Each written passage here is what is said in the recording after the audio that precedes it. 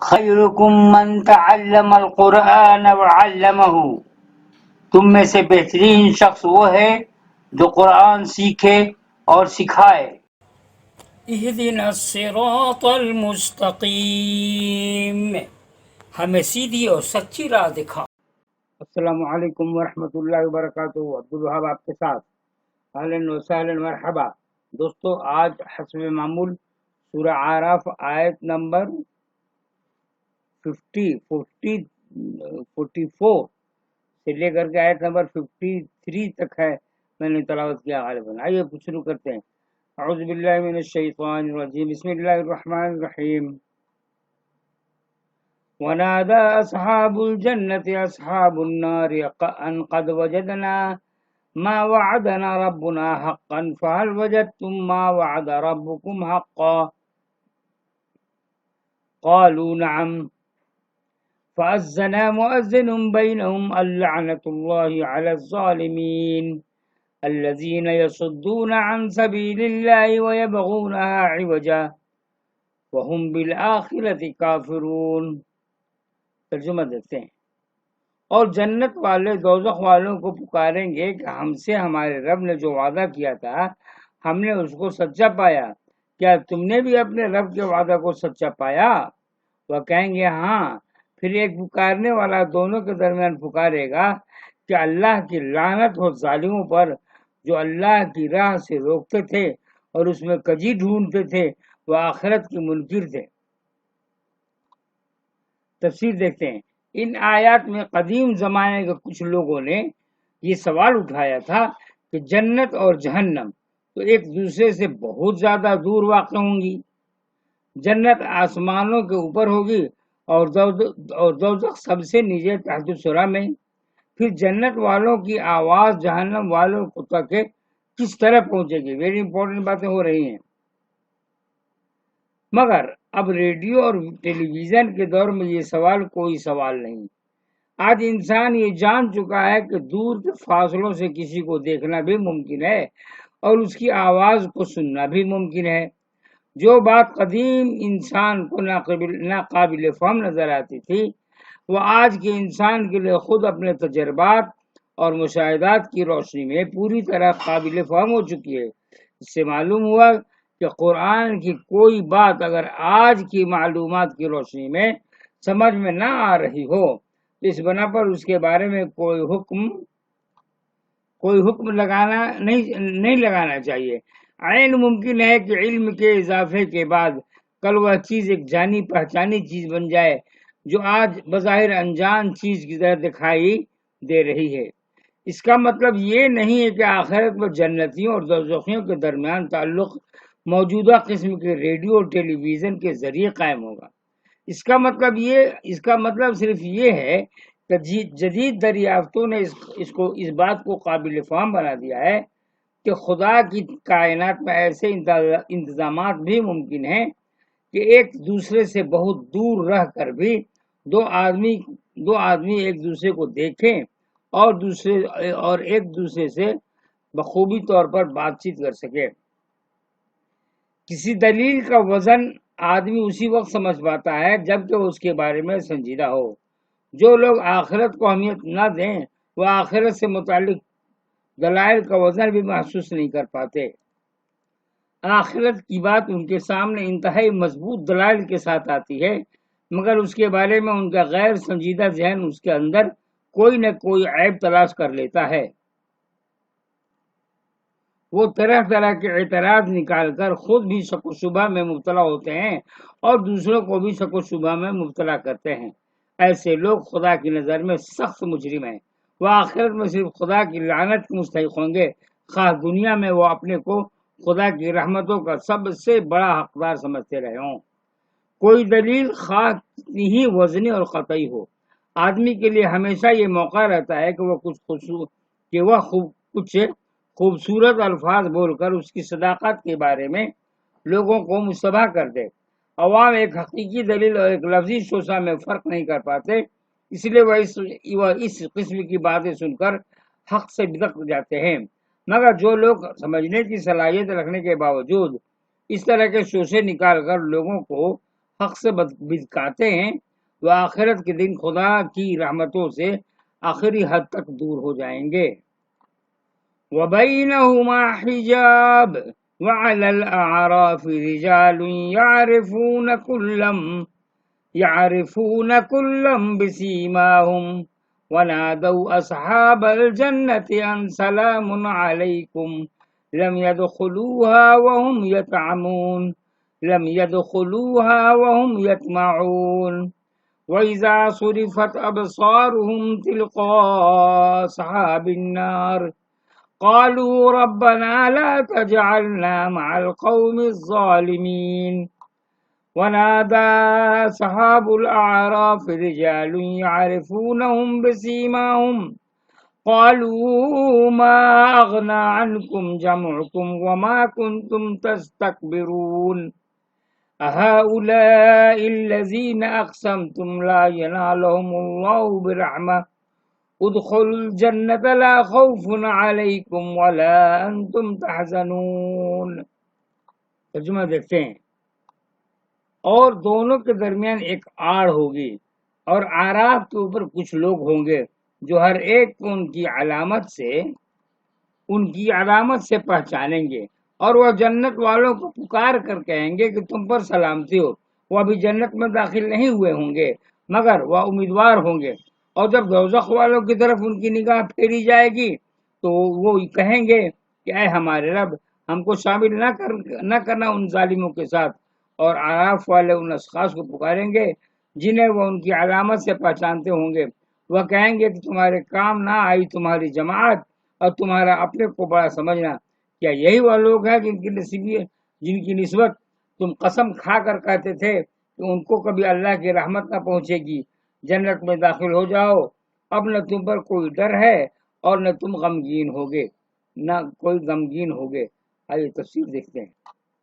دنیا میں ایسا ہوتا ہے کہ خدا کی نعمتوں اور اس کی جانب سے آئی ہوئی سختیوں سے مومن و مسلم سب یکساں دو چار ہوتے ہیں۔ پھر سے غور سے دیکھتے ہوں، پڑھتا ہوں میں۔ دنیا میں ایسا ہوتا ہے کہ خدا کی نعمتوں اور اس کی جانب سے آئی ہوئی سختیوں سے مومن و مسلم سب یکساں دو چار ہوتے ہیں، مگر آخرت میں ایسا نہیں ہوگا۔ وہاں دونوں کے درمیان آڑ قائم ہو جائے گی۔ وہاں مومنین کو ملی ہوئی نعمتوں کی کوئی خوشبو کافروں کو نہیں ملے گی، اور اسی طرح کافروں کو ملی ہوئی تکلیفوں کا کوئی اثر جنت والوں تک نہیں پہنچ پائے گا۔ عرف کے معنی عربی زبان میں بلندی کے ہوتے ہیں۔ آراف والے کا مطلب ہے بلندیوں والے۔ اس سے مراد پیغمبروں اور داعیوں کا گروہ ہے جنہوں نے مختلف وقتوں میں لوگوں کو حق کا پیغام دیا۔ قیامت میں جب لوگوں کا حساب ہوگا اور ہر ایک کو معلوم ہو چکا ہوگا کہ اس کا انجام کیا ہونے والا ہے، اور داعی حق کی بات جو وہ دنیا میں کہتا تھا آخری طور پر صحیح ثابت ہو چکی ہوگی، اس وقت ہر داعی اپنی قوم کو خطاب کرے گا۔ خدا کے حکم سے آخرت میں ان کے لیے اونچا اسٹیج بنایا جائے گا، مہیا کیا جائے گا، جس پر کھڑے ہو کر وہ پہلے ماننے والوں کو خطاب کریں گے۔ یہ لوگ ابھی جنت میں داخل نہیں ہوئے ہوں گے مگر وہ اس کے امیدوار ہوں گے۔ اس کے بعد ان کا رخ ان کے جھٹلانے والوں کی طرف کیا جائے گا۔ وہ ان کی بری حالت کو دیکھ کر کمال ابدیت کی وجہ سے اٹھیں گے کہ خدایا ہمیں ان ظالموں میں شامل نہ کرو۔ وہ گروہ منکرین کے لیڈروں کو ان کے چہرے کی حیثیت سے پہچان لیں گے اور ان سے کہیں گے کہ تم کو اپنے جس جتھے اور اپنے جس ساز و سامان پر گھمنڈ تھا اور جس کی وجہ سے تم نے ہمارے پیغام حق کو جھٹلا دیا تھا، وہ آج تمہارے کچھ کام نہ آ سکا۔ حق کا انکار کرنے والے وقت کی قائم شدہ نظام کے سائے میں ہوتے ہیں۔ اس سے دنیا میں ان کی حیثیت ہمیشہ مضبوط ہوتی ہے۔ اس کے برعکس جو لوگ حق کے داعیوں کا ساتھ دیتے ہیں، ان کا ساتھ دینا صرف اس قیمت پر ہوتا ہے کہ وقت کے جمے ہوئے نظام کی سرپرستی انہیں حاصل نہ رہے۔ اس بنا پر ایسا ہوتا ہے کہ جو لوگ حق کو نہیں مانتے وہ ماننے والوں کی بیچارگی کو دیکھ کر ان کا مذاق اڑاتے ہیں۔ وہ کہتے ہیں کہ کیا یہی وہ لوگ ہیں جو خدا کی جنتوں میں جائیں گے؟ اصحاب اعراف قیامت میں ایسے لوگوں سے کہیں گے کہ اب دیکھ لو حقیقت کیا تھی اور تم اس کو کیا سمجھے ہوئے تھے۔ بالآخر کون کامیاب رہا؟ اور کون ناکام ٹھہرا۔ ونادى أصحاب النار أصحاب الجنة أن أفيزوا علينا من الماء أو مما رزقكم الله قالوا إن الله حرمهما على الكافرين الذين اتخذوا دينهم لهوا ولعبا وغرتهم الحياة الدنيا فاليوم ننساهم كما نسوا لقاء يومهم هذا وما كانوا بآياتنا يجحدون۔ اور ترجمہ دیکھتے ہیں، اور دوزخ کے لوگ جنت والوں کو پکاریں گے کہ کچھ پانی ہم پر ڈال دو، یا اس میں سے کچھ جو اللہ نے تمہیں کھانے کو دے رکھا ہے۔ وہ کہیں گے کہ اللہ نے ان دونوں چیزوں کو کافروں کے لیے حرام کر دیا ہے، وہ جنہوں نے اپنے دین کو کھیل اور تماشا بنا لیا تھا، اور جن کو دنیا کی زندگی نے دھوکے میں ڈال رکھا تھا۔ آج ہم ان کو بلا دیں گے جس طرح انہوں نے اپنے اس دن کے ملاقات کو بلا دیا تھا، اور جیسا کہ وہ ہماری نشانیوں کا انکار کرتے رہے۔ آئیے تفصیل۔ دنیا دو قسم کی غذاؤں کا دسترخوان ہے، ایک دنیاوی اور دوسری اخروی۔ ایک انسان وہ ہے جس کو روح کی غذا یہ ہے کہ وہ اپنی ذات کو نمایاں ہوتے ہوئے دیکھے۔ دنیا کی رونقیں اپنے گرد پا کر اسے خوشی حاصل ہوتی ہے۔ مادی ساز و سامان کا مالک ہو کر وہ اپنے کو کامیاب سمجھتا ہے۔ ایسا آدمی خدا اور آخرت کو بھولا ہوا ہے، اور اس کے سامنے خدا کی بات آئے گی تو اس کو غیر اہم سمجھ کر نظر انداز کر دے گا۔ وہ اس کے ساتھ ایسا سرسری سلوک کرے گا جیسے وہ کوئی سنجیدہ معاملہ نہ ہو بلکہ محض کھیل تماشا ہو۔ ایسے آدمی کے لیے آخرت کے انعامات میں کوئی حصہ نہیں۔ اس نے اپنے اندر ایک ایسی روح کی پرورش کی جس کی غذا صرف دنیا کی چیزیں بن سکتی ہیں، پھر آخرت کی چیزوں سے اس کی روح کیوں کر اپنی خوراک پا سکتی ہے۔ جو انسان آج آخرت میں نہ جیا ہو، اس کے لیے آخرت کل کے دن بھی زندگی کا ذریعہ نہیں بن سکتی ہے۔ دوسرا انسان وہ ہے جو غیبی حقیقتوں سے گم رہا ہو، جس کی روح کو آخرت کی یاد میں لذت ملی ہو، جس کی غذا یہ رہی ہو کہ وہ خدا میں جیے اور خدا کی فضاؤں میں سانس لے۔ یہی وہ انسان ہے جس کے لیے آخرت رزق کا دسترخوان بنے گی اور جنت کے باغوں میں اپنے لیے زندگی کا سامان حاصل کرے گا۔ اس نے عالم غیب میں خدا کو پایا تھا، اس لیے عام شہود میں بھی وہ خدا کو پا لے گا۔ خدا کی دنیا میں آدمی خدا کو کیوں کر بھلاتا ہے؟ اس کی وجہ یہ ہے کہ خدا ایسی نشانیوں کے ساتھ سامنے آتا ہے جو صرف سوچنے سے ذہن کی پکڑ میں آتی ہے، جبکہ انسان کی چیزیں آنکھوں کے سامنے اپنی تمام رونقوں کے ساتھ موجود ہوتی ہیں۔ آدمی ظاہری چیزوں کی طرف جھک جاتا ہے اور خدا کی طرف اشارہ کرنے والی نشانیوں کو نظر انداز کر دیتا ہے، مگر ایسا عمل دنیا کی قیمت پر آخرت کو چھوڑنا ہے، اور جس نے موت سے پہلے والی زندگی میں آخرت کو چھوڑا وہ موت کے بعد والی زندگی میں بھی آخرت سے محروم رہے گا۔ اللہ جب ایک چیز کو حق کی حیثیت سے لوگوں کے سامنے لائے اور وہ اس کو اہمیت نہ دے اور اس کے ساتھ غیر سنجیدہ معاملہ کرے تو یہ دراصل خود خدا کو غیر اہم سمجھنا اور اس کے ساتھ غیر سنجیدہ معاملہ کرنا ہے۔ دنیا میں حق کو نظر انداز کرنے سے آدمی کا کچھ بگڑتا نہیں ہے۔ حق کی پشت پر جو خدائی طاقت ہے وہ ابھی غیب میں ہونے کی وجہ سے اس کو نظر نہیں آتی۔ یہ صورتحال اس کو دھوکے میں ڈال دیتی ہے۔ جو لوگ اس طرح حق کو نظر انداز کریں وہ یہ خطرہ مول لیتے ہیں کہ خدا بھی آخرت کے دن انہیں نظر انداز کر دے۔ وَلَقَدْ جِئْنَاهُمْ بِكِتَابٍ فَصَّلْنَاهُ عَلَى عِلْمٍ هُدًى وَرَحْمَةً لِقَوْمٍ يُؤْمِنُونَ هَلْ يَنظُرُونَ إِلَّا تَأْوِيلَهُ يَوْمَ يَأْتِي تَأْوِيلُهُ يَقُولُ الَّذِينَ نَسُوهُ مِنْ قَبْلُ قَدْ جَاءَتْ رُسُلُ رَبِّنَا بِالْحَقِّ فهل لنا من شفعاء فيشفعوا لنا أو نرد فنعمل غير الذي كنا نعمل قد خسروا أنفسهم وضل عنهم ما كانوا يفترون.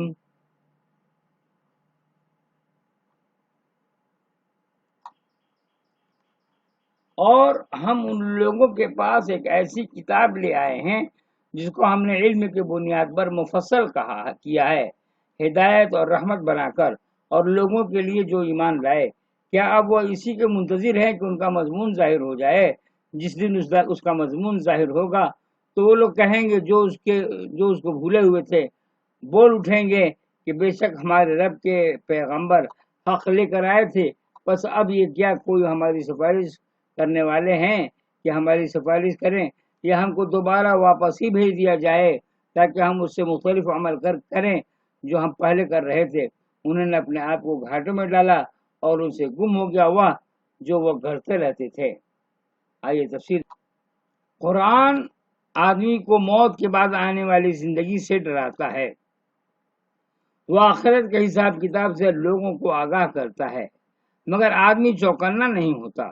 قرآن کی یہ خبریں اگرچہ محض خبریں نہیں ہیں بلکہ وہ کائنات کی اٹل حقیقتیں ہیں، تاہم ابھی وہ واقعات کی صورت میں ظاہر نہیں ہوئیں، ابھی وہ مستقبل کے پردے میں چھپی ہوئی ہیں. اس بنا پر غافل انسان یہ سمجھتا ہے کہ یہ صرف کہنے کی باتیں ہیں، وہ ان کو غیر اہم سمجھ کر نظر انداز کر دیتا ہے، مگر یہ باتیں خدا کی طرف سے ہیں جو تمام باتوں کا جاننے والا ہے. جن لوگوں نے اپنی فطرت کو بگاڑا انہیں